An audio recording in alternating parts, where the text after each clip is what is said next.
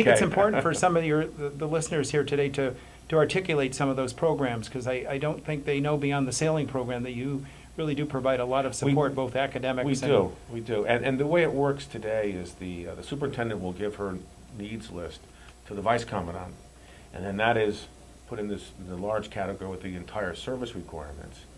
And then the decisions are made and priorities are set, and that comes back to the foundation, and here's the list of things that we need you to do. Now, major capital projects like the lower field, where I think the foundation put in $1 million to have that completed. The L44 programs, those are major issues above and beyond, of course, the needs list, which we call the Shipmate Fund now. Okay. It used to be called the Evergreen Fund. Now it's called Shipmate. And I'm not sure what the next big capital project is here. There's no lack of things to do. One time was mentioned, why don't we build a new swim center? Because Roland Hall is overused and could need a facelift, but that's a huge capital-intensive project. Right. It may be on our list. What are some of the other programs that you do outside of the academy? You know, talk about some of the projects that you are aware of at some of Coast Guard stations, or some of the group sectors, or air stations, something that let some of the listeners hear where a large part of the money goes that you raise. Right. Well, we have three main, what I would say, support. One is education. Now, we just learned today that we've surpassed $500,000 in our scholarship fundraising. Congratulations. And of course, with sequestration, the amount of money available, appropriated funds available for scholarships and secondary education, it's a little hard to determine what's there and what's not there. So the needs of the service are great when it comes to scholarship monies for enlisted persons and for their dependents.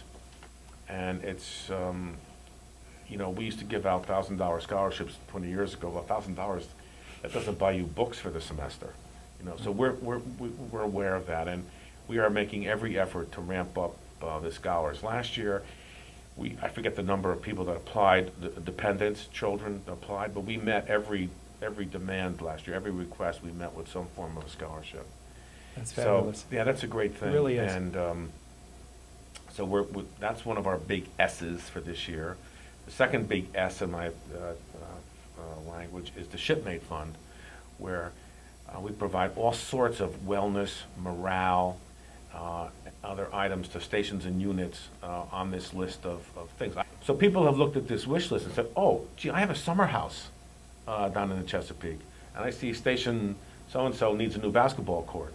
Well, I'm going to hold a cocktail party at my house, and I'm going to raise the $10,000 necessary to do that, resurface that basketball court and get some new hoops. And then things get done. Or so-and-so needs a new playground up in station so-and-so, or somebody out in Alaska.